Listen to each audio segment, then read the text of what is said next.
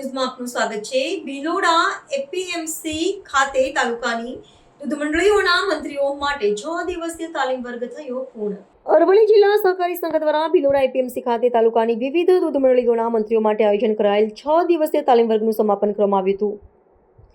તાલીમ વર્ગમાં મોટી સંખ્યામાં દૂધ મંડળીઓના પ્રતિનિધિઓ અને મંત્રીઓ ઉપસ્થિત રહ્યા હતા। આ પ્રસંગે સંઘના અધ્યક્ષ પ્રભુદાસભાઈ પટેલ અને ડિરેક્ટર ગિરીશભાઈ પટેલ હાજર રહ્યા હતા। કાર્યક્રમની શરૂઆત દીપ પ્રજ્વલનથી કરવામાં આવી હતી।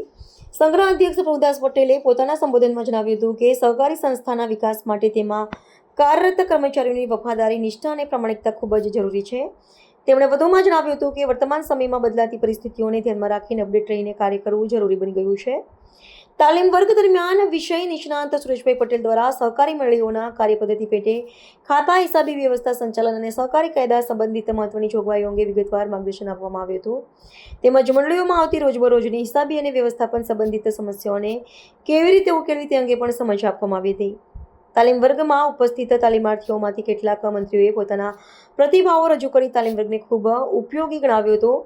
તેમણે જણાવ્યું હતું કે આ પ્રકારની તાલીમ દ્વારા સહકારી મંડળીઓના સંચાલનમાં મહત્વપૂર્ણ જ્ઞાન પ્રાપ્ત થાય છે। આ પ્રસંગે કિશનગઢના કનૈયાલાલ નાથાલાલ પટેલ, બોરસણાના આનંદભાઈ ખરાડી, કપડિયાના અસારી કેશનભાઈ સુરેન્દ્રભાઈ તેમજ મહેર દૂધ મંડળીના સેક્રેટરી કોડરભાઈ બાલુભાઈ સહિતના પ્રતિનિધિઓએ પોતાના પ્રતિભાવો વ્યક્ત કર્યા હતા। કાર્યક્રમને સફળ બનાવવા માટે સંઘના કુલદીપ પટેલ, હાર્દિક પટેલ અને ચિરાગ પટેલ સહિતના સભ્યોએ મહેનત કરી હતી।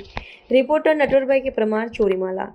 આવા ન્યૂઝ જોવા માટે સાબર આવાઝ યુટ્યુબ ચેનલને સબસ્ક્રાઇબ કરો અને લાઇક કરો, જેથી હવે પછીના દરેક સમાચાર સબસ્ક્રાઇબ કરેલા હશે તેઓને નવા સમાચારની માહિતી મળી જશે।